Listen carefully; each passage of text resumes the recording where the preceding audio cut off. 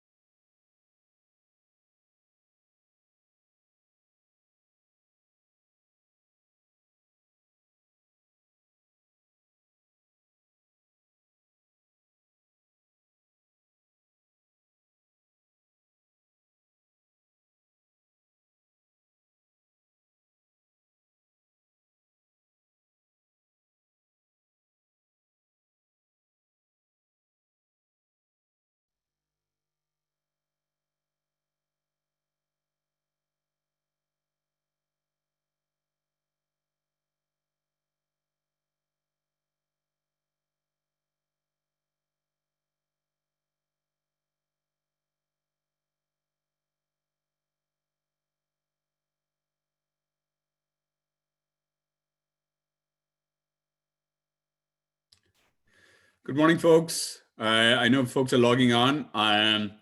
Give us a few minutes, and we're going to give a few minutes for other people to join, and then we'll get started.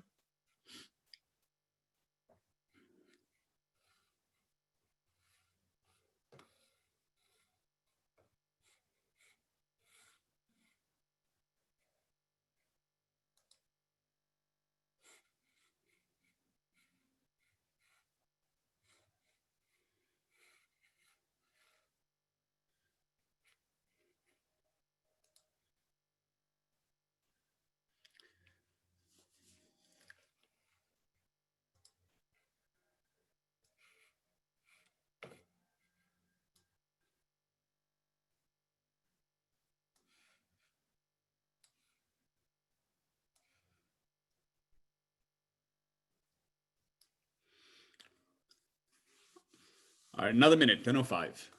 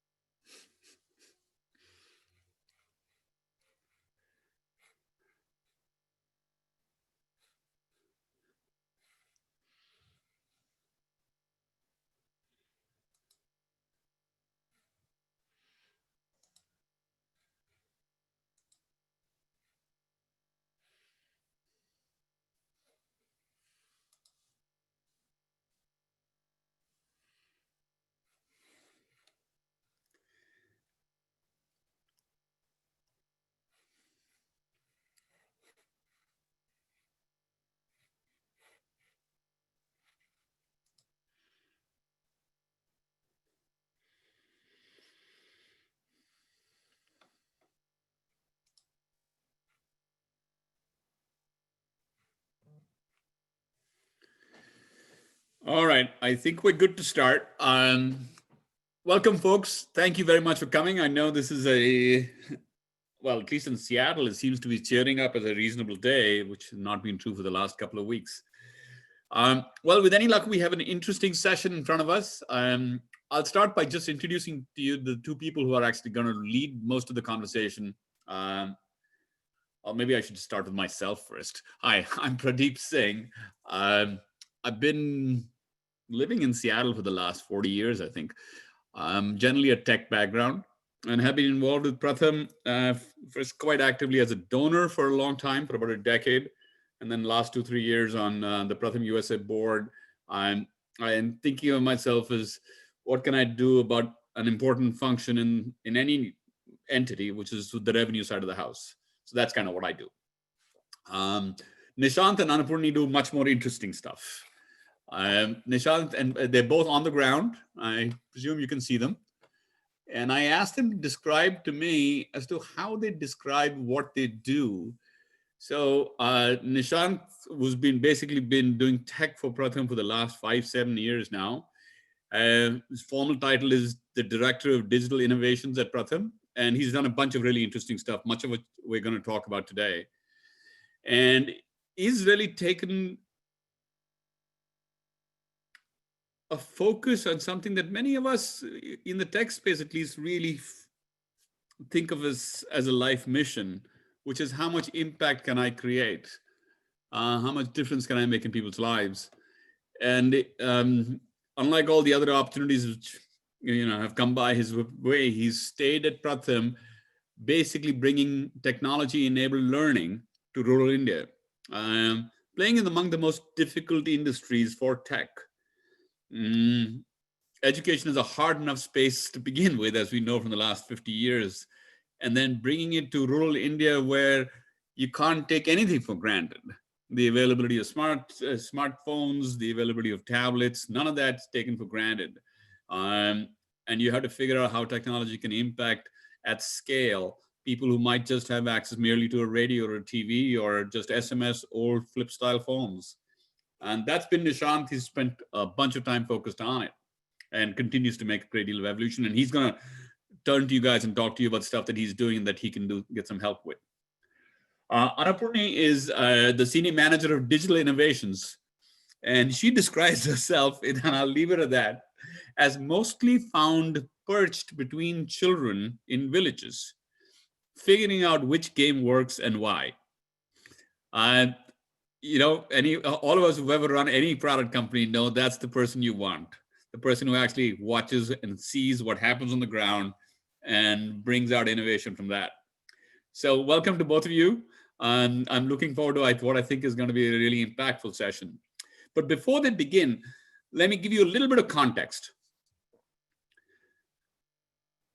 No surprise, India's always had a very significant learning problem for those who are left outside the elitist private schools, to the extent that the last metric, which was done 2 years ago on 8th grade kids, better than half of them nationwide couldn't read competently at 2nd grade level.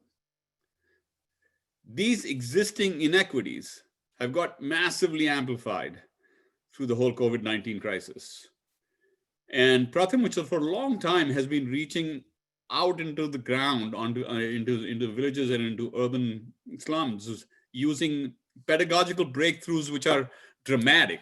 They reinvent the classroom, found themselves in a difficult spot. How do you continue doing this stuff when you can't actually take your army of 8,000 people and send them to the ground? And we've done a great pivot over the past 9 months. And Nishant and Annapoorni have been big contributors to this effort. We've reached a crowd, we don't know how many, we certainly reached the million kids that we reached directly. And then with partnerships with 14 state governments and 600 NGOs, we've reached what may be in the millions of kids using a variety of ways that we're going to talk about today. Including radio and TV and smartphones and WhatsApp and flip phones and SMS messages and so on. And we've done what we traditionally do at Pratham, which is you do something, you measure it, you test it, and you make it better the next time around. You keep that cycle going. So we're going to take you through that conversation. But the most important thing I want to draw your attention to is that as tech folks, the thing we look for, as a mission in our lives, is impact. When you build something, you take it out to market, do you make a difference to anybody? Does anybody adopt it? And occasionally, you get Windows and a billion people do. But most of our impact is frequently much smaller than that. Pratham gives you the opportunity to reach a significant percentage of the 150 million kids in India who are deprived of the same nature of opportunity that a lot of other people on the planet do get. So I called to you partly to say, look at us closely. There's going to be volunteering opportunities that Nishant will talk through. Take a look at them and see if there's something you want to help with. It'll be gratifying, it'll be satisfying, and you'll know that you made a much more substantial difference to people's lives and kids' lives than some of what we do today. The second idea that I'm going to come back to um, near the end of this conversation is a really exciting new idea that we are playing with. Part of what we've learned with COVID is that it becomes possible to create a fairly direct relationship between a village and folks remotely, including potentially donors. So we're experimenting with, we're experimenting, taking to market literally today, the idea of an adopt a village, where we're trying to get a single donor or a group of friends to adopt a village, and we will build connectivity and relationships possibilities through Zoom calls and and Facebook page. Well, actually, pages off our own website, which will give you exposure to the kids who are actually there. And with any luck, we'll keep that as a sustained, ongoing effort, and you'll be able to watch these kids grow. It's the second theme. It's called Digital Learning Villages. We'll come to it near the end. But in the meanwhile, let me get this conversation started. And Nishant, am I handing off to you? Thanks, Pradeep. It would actually be Annapoorni taking it forward. There you go, Annapoorni. Welcome. Welcome, everyone. So as Pradeep mentioned, we are going to take you back in this 9-month journey and what it has been for us and what it has taught us. So Nishant, can you move to the first slide?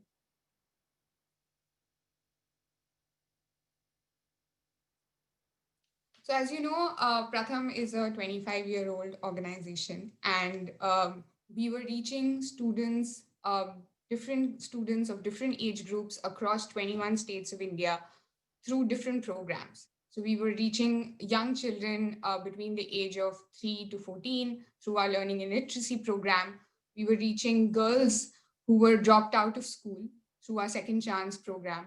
And we were actually reaching youth in the communities and mobilizing them and helping them gain skill training. And these were the things that we were doing. And an element that was across all these programs was an element of research and advocacy that we were doing continuously. And as we were doing this, we created models of high impact, low cost intervention that we scaled across the country. This was what we were doing before COVID happened. And when COVID happened, we realized we had two things to fall back on. One was that we had a very strong community connect. Because we'd been working in these villages for many years, our people had been visiting regularly. So they had a connection with the community. They had a connection with children, the families, and that's the first thing that we wanted to reestablish. When COVID happened, like we were calling our families and friends, we wanted to ensure we could establish a connect back with the communities, and that's what we did. And the second thing that we've been developing for the last 5 years, at least the digital team has been working on, is creating a repository of content for all age groups, right from the age group of 3 to 18 plus, right from a toddler who's going to an Anganwadi to a mother who's holding his hand. So essentially developing content for everybody is something that we'd been striving to do.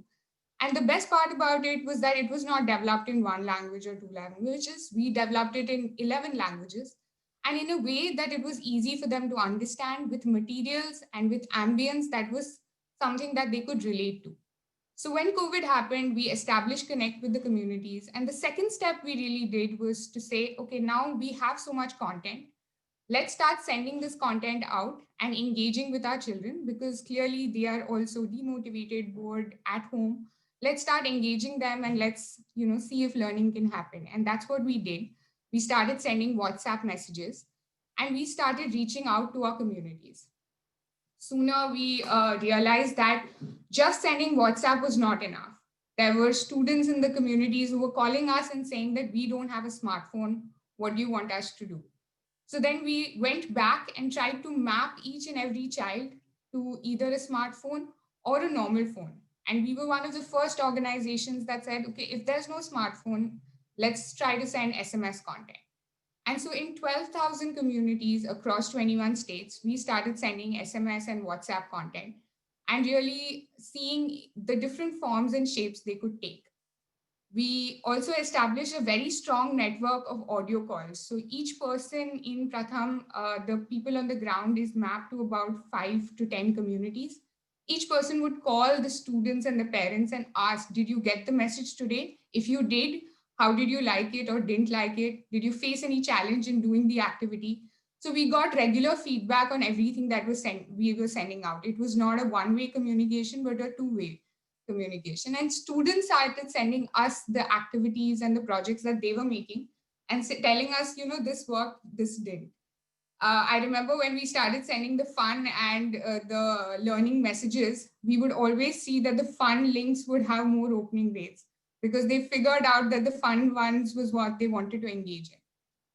After doing WhatsApp and SMS, we started working a lot with governments. Governments started reaching out to us and saying that, okay, you have so much content. Can you give us content in Assamese, in Odia, in Bangla? These are content that is not easily available and definitely not in the for-profit edtech space.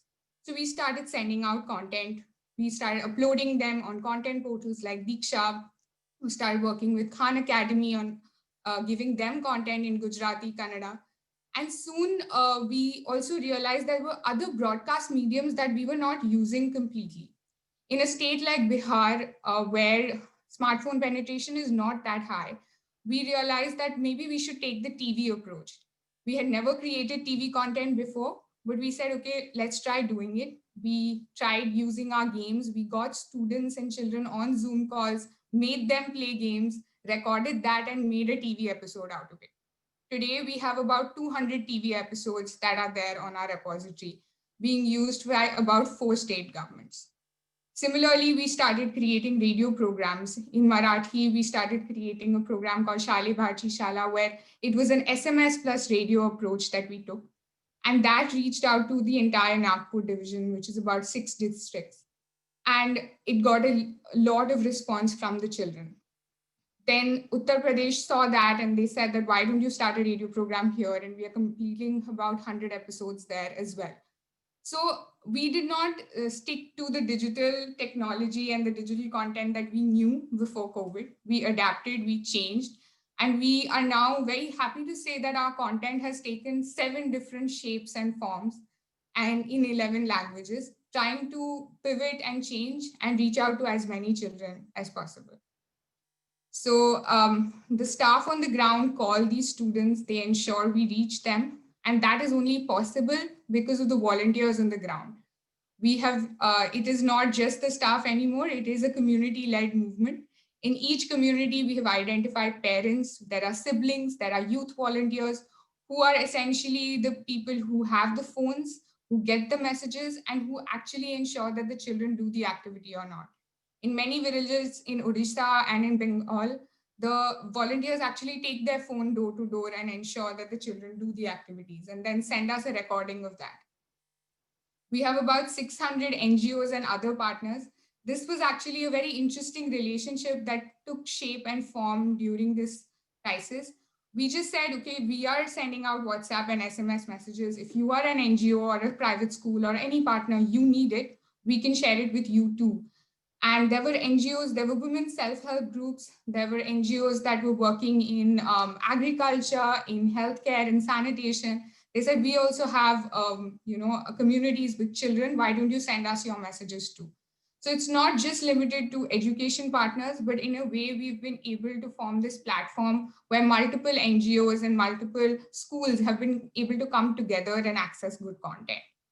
And government partners I spoke about, we have not limited ourselves to the technology we knew, which each and every government, we kind of customized the way we wanted to deliver the content based on the digital infrastructure that was present in the state, as well as what was the need of the hour. Next.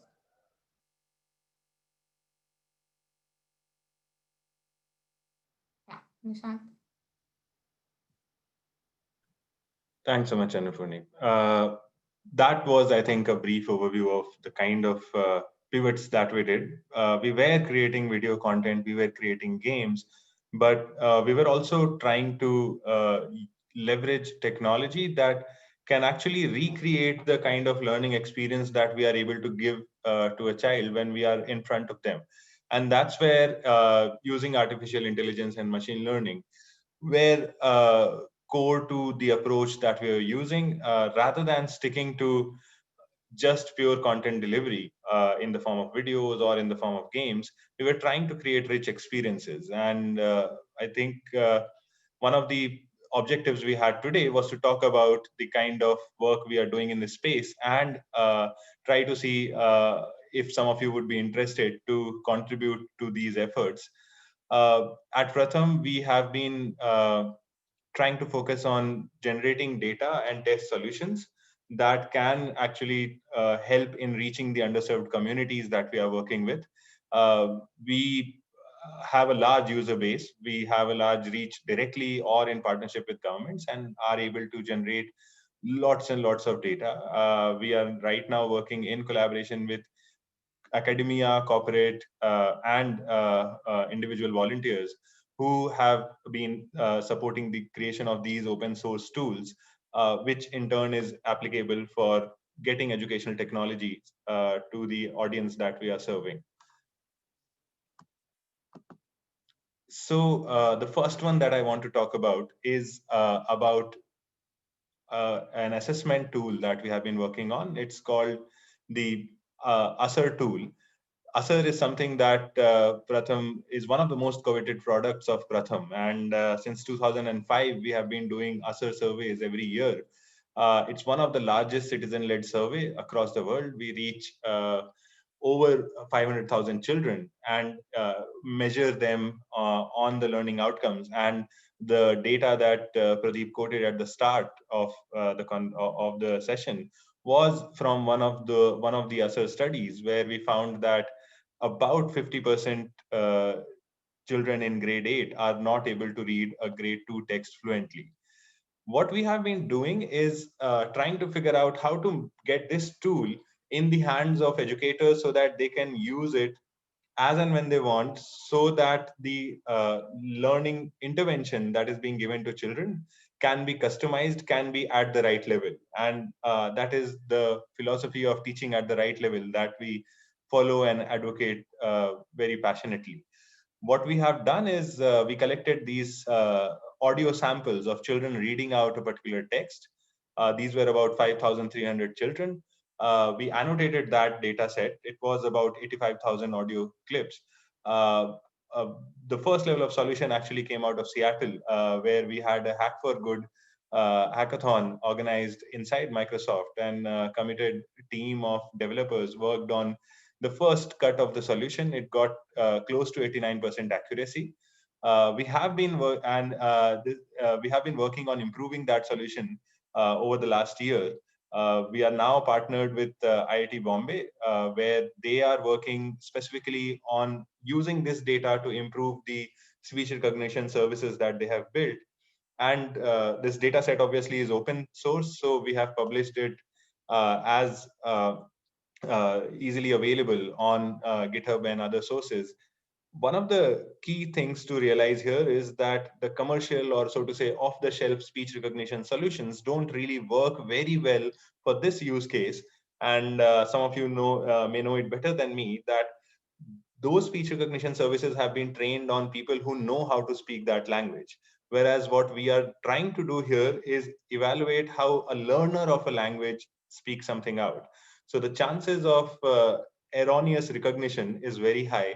And that's why we have tried out off the shelf speech recognition services, but have been trying something that we have custom trained as well. What I'll try to do very quickly is play a quick video to try and show the progress that we have made on this.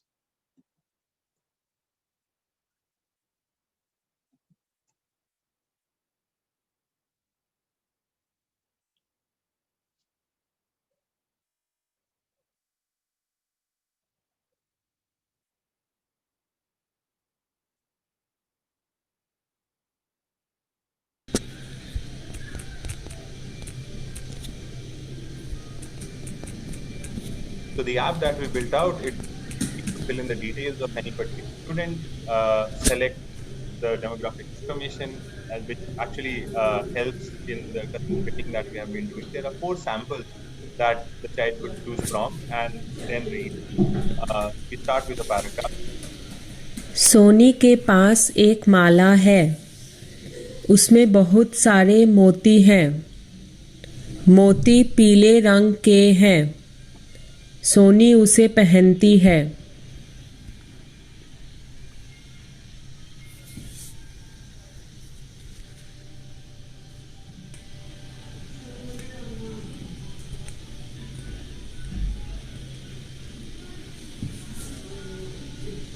So what you see here is the result of the coming back from the system that we have built, where because the paragraph was read out correctly, we got a probability and we got a level status as pass. Now there's a paragraph, there's a sentence, and there are words and letters that have to be read out. And based on how the child reads it, we are able to give them a level ranging from beginner, letter, word, paragraph, and story.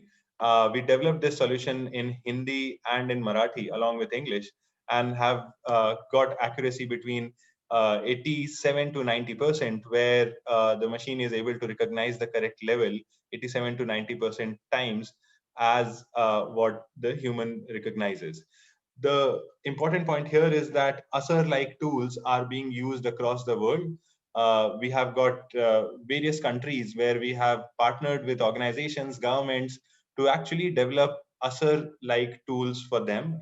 It is a very big effort happening under the PAL network, which we are a part of, in about 8 countries in Africa, a lot of countries in Latin America, and so on.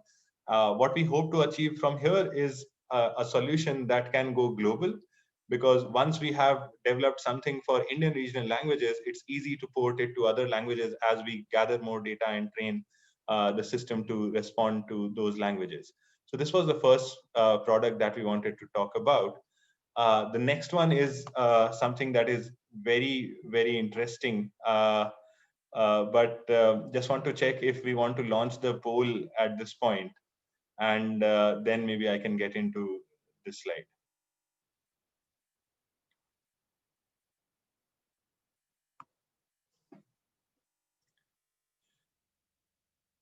So this is the first question, and feel free to take a wild guess, but would appreciate people submitting their responses. What percentage of urban and rural households in India have smartphones?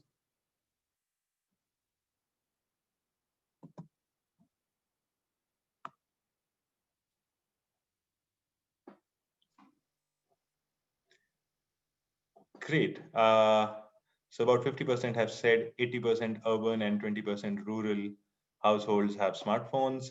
25% have each said the split is 75% urban households and 65% rural households. 56% urban and 43% rural households.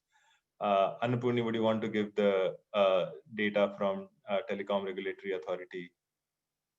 It's actually 25%. The third option is right.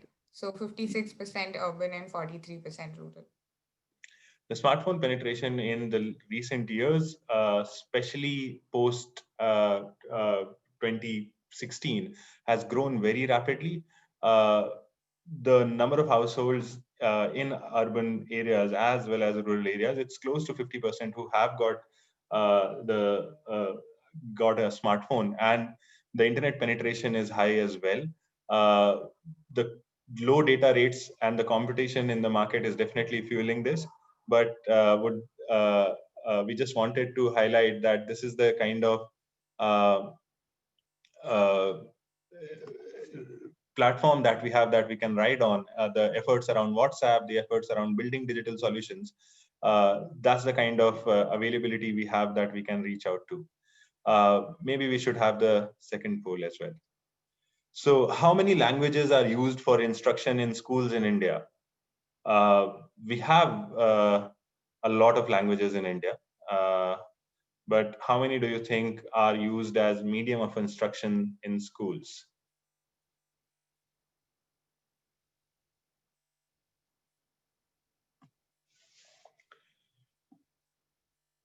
Would be interesting to get to know from people on chat how many of them were in, how many of the attendees were in regional medium schools.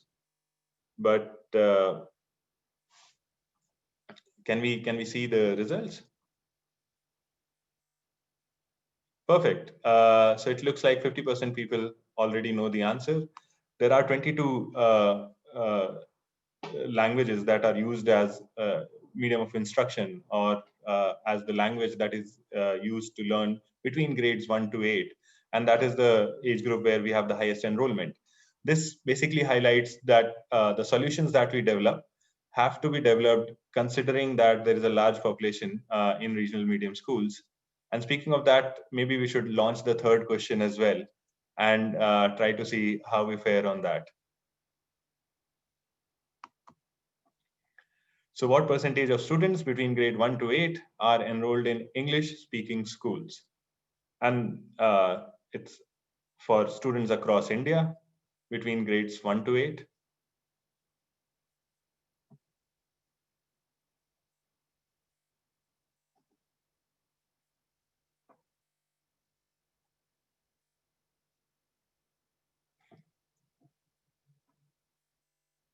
Okay.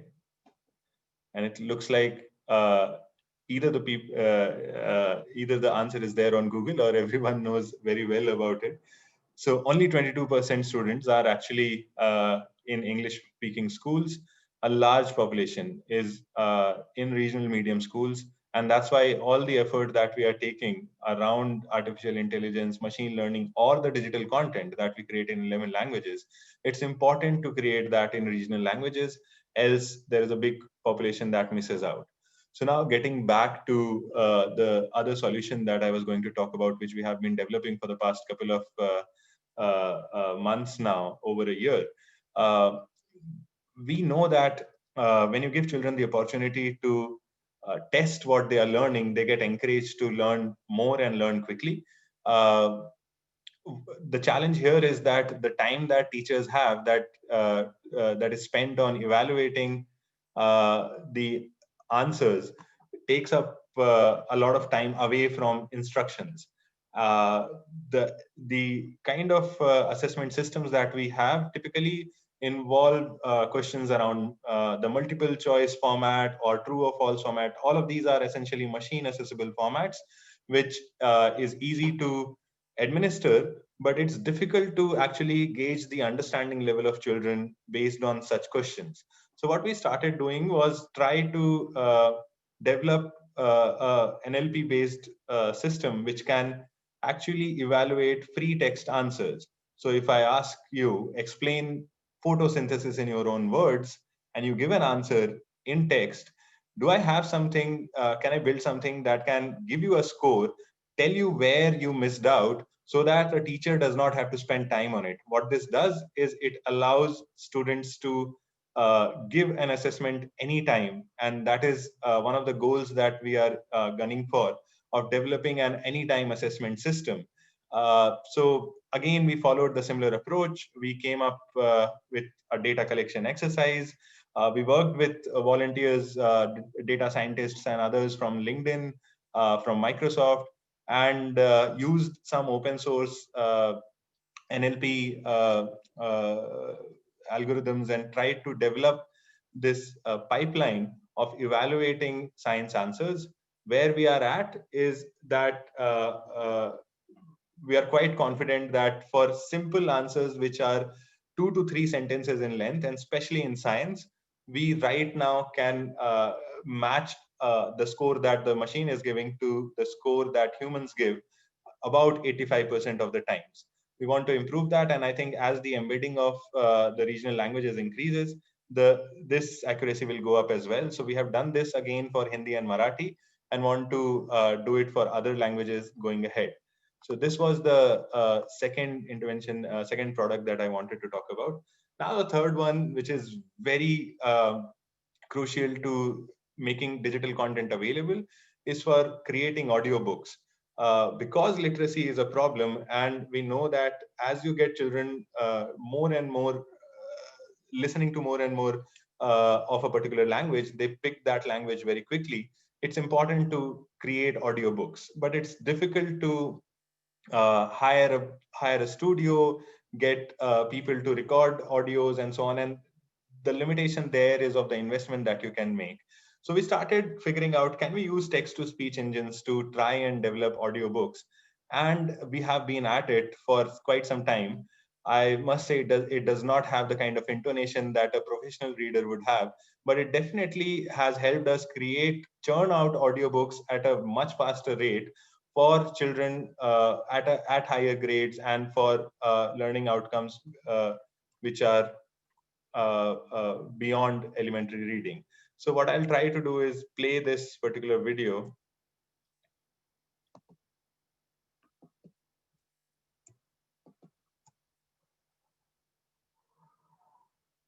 Okay, seems like I have run into some issue.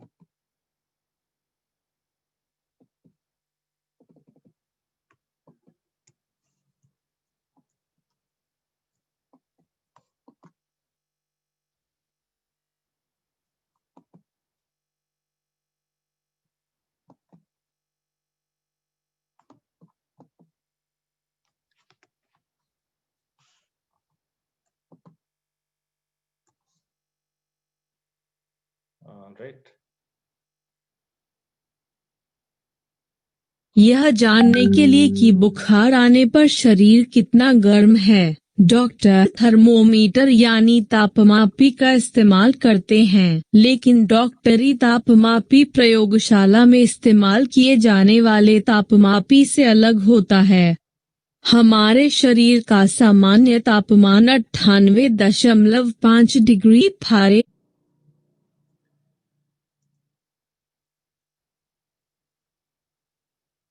So that was one, and I would just want to play another one actually. This is where we leveraged what Microsoft India Research Lab is doing, and we have partnered with them on improving their text-to-speech engine by giving them feedback. பிரகாஷுக்கு 8 வயதாகிறது. ஆனால் 10ஆம் வகுப்பில் படிக்கிறான். அவனுடைய பள்ளியில் மற்ற எல்லாரையும் விட ஆண்டிக்கு மூளைத்திறன் அதிகம். எல்லாரையும் விட என்றால் சக மாணவர்களை விட, ஆசிரியர்களை விட, பள்ளி முதல்வரையும் விட அறிவாளி அவன்.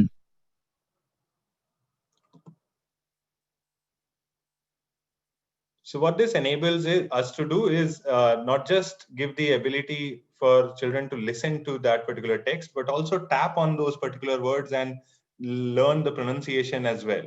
And that is something that has helped us to teach reading to younger children, as well as teach difficult science concepts to older children as well. And right now we have built this platform where you can upload a text, and we use the text-to-speech engines by Amazon, by Microsoft India Research Lab, and by IIT Madras to actually develop audiobooks in 12 Indian languages right now.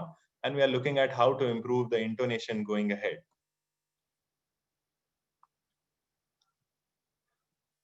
So now I would let Annapoorni talk about what is next and what are we looking to do, and then would request Pradeep to come in.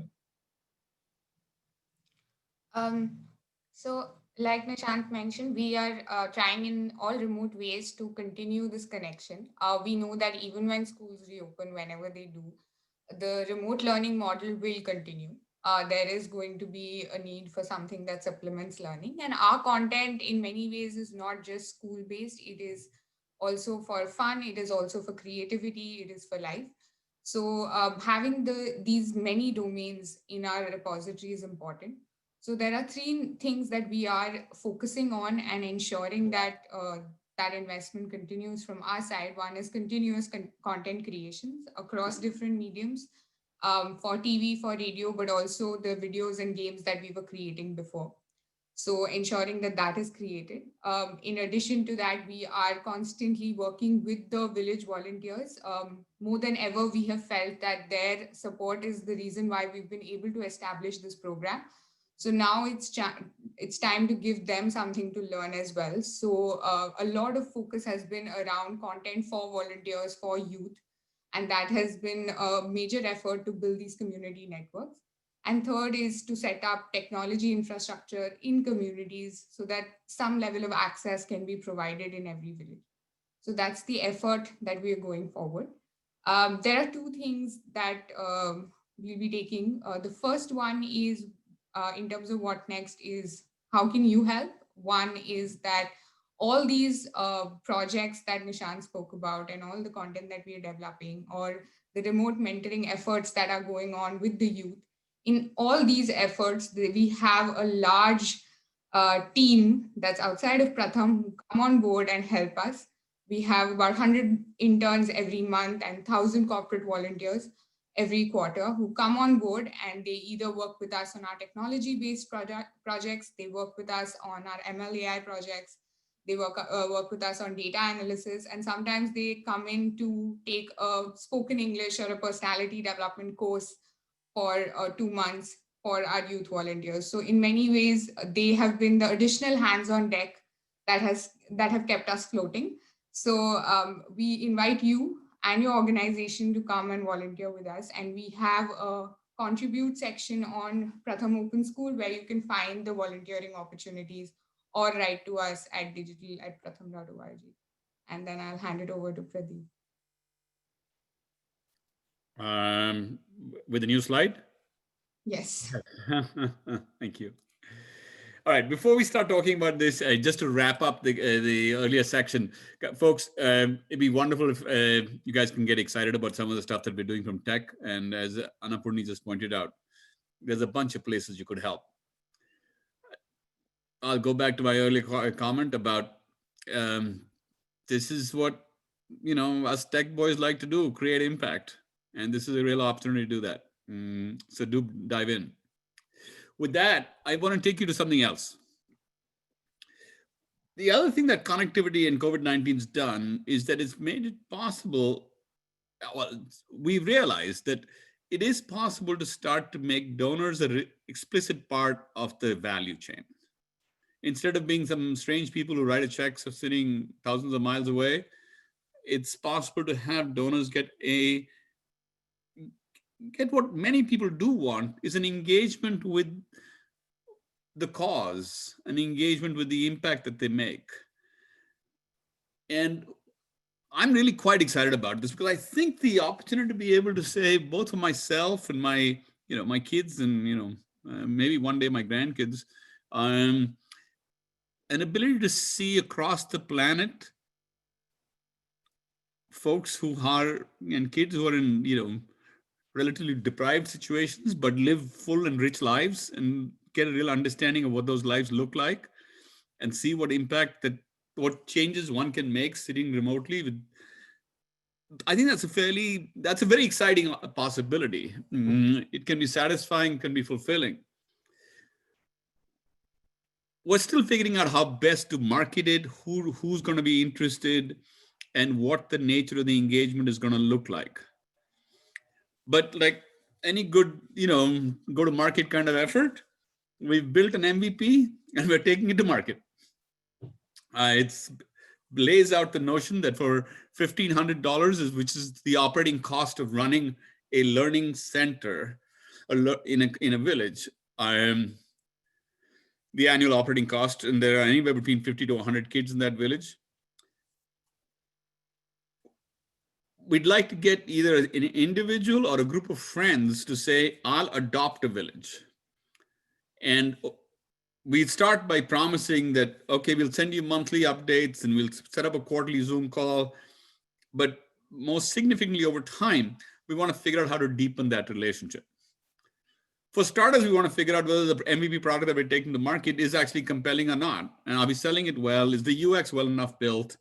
Is the engagement done well? So I'm looking for a bunch of, so to speak, founding members. Help us get our first 500 to 1,000 villages off the ground and give us both feedback and participate in building the proposition out. So that's my direct appeal to you right now. This is launching literally today. We're reaching out to folks both at Microsoft, Google, and other places who we were already reaching out in the month of November. And then we're going to reach out to our 30,000 donor community and try and get folks to adopt these villages. And it's as always, it's going to be a somewhat slow journey. It's not going to happen overnight. Uh, but my first critical group is going to be the first 50 to 100 people who actually sign up, write up a check, get some feedback back from our acknowledgement machine, so to speak, and give us some feedback on what to fix and what to make better. So think about it. If you get excited about the fact that you can go to a map and look across India and say, oh, here next to where I grew up is a village which could use some help, and I'd like to adopt that. That's the current UX model. That's the approach you'll get from this website address that you've got over here. As well as that's going to be in a piece of email that's going to come to you folks later today. So if you get intrigued by it, please do sign up. Thanks much. I think that's my pitch on the digital learning village. Overall, as you think, I'd also, as you think about what we just talked you through, you're looking at two people who represent an 8,000 person army, many of whom have devoted their lives, at least 5-10 years, to make a difference, something which impacts all of us. There are 150 million kids in India, of which half of them have sat in class for 8 years and cannot today read competently at second grade level. And the numbers actually, the real number is 200 million, half of whom can't. Put yourself in the shoes of that child who sat in class for 8 years and hasn't understood a word that's been said for the last 5. Not only do they come out of school relatively illiterate, but they come out of school with destroyed self-esteem. We're not building humans who will be wonderful global citizens in this fashion. And this is an entirely solvable problem. If in the second or third grade, we can get them past the literacy and numeracy bar, they'll be participating kids. And by the time they come through 8th grade, which is when the law requires them to be, they'll be better than they are today. And here are these 8,000 people who are devoting their lives to it. So with that as my kind of appeal, my missionary appeal, I'd love to see us support the folks like Nishant and Annapoorni more deeply than we do today. And with that, that's my call. Thank you very much for coming. I hope you found it interesting. And before I let you all go, Nishant, Annapoorni, are there any other questions that we haven't addressed from the group that we should deal with before we wind up? Sure. I think I'll take the question that Ashish has put up on the Q&A about Project Listen at CMU. One of the things that is core to our approach, and I think I alluded to this earlier, is that what we have is access to a large amount of data, if I may just crudely call it data. But because we work with so many children across the entire country in partnership with governments directly and so on, what we are trying to do is bring the expertise that, as I said, academia, corporates, and others have, and provide the sort of data that is required to customize those solutions for the Indian context. Come together with and work with them and get the solutions to the ground. So that is the approach that we are taking, and we are looking forward to collaborating more and more with different organizations. We are working with IIT Bombay right now with a couple of individuals. Project Listen at CMU is something that I've been closely following and reading the research on. So that's something that I would continue to look forward to, and happy to get any connections around that. Annapoorni, if you want to answer the questions around volunteering. Yeah, so we do have a volunteering page on Pratham Open School, and I'll post the link of that here. In addition to that, you can just write to us at digital@pratham.org.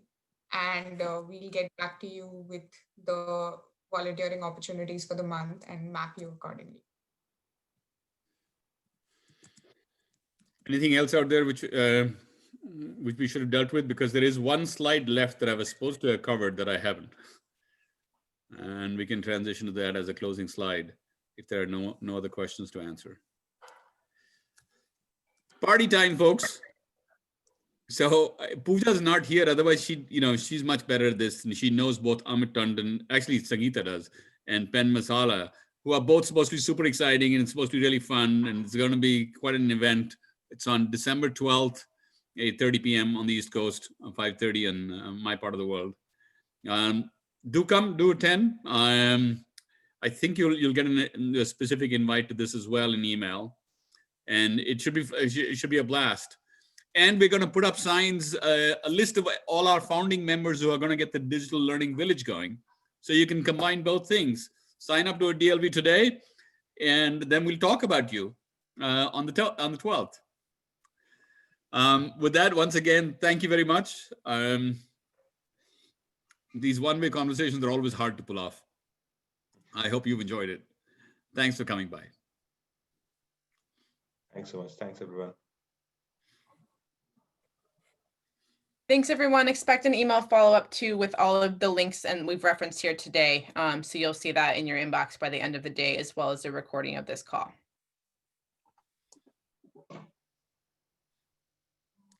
All right. Did we answer the Q&A?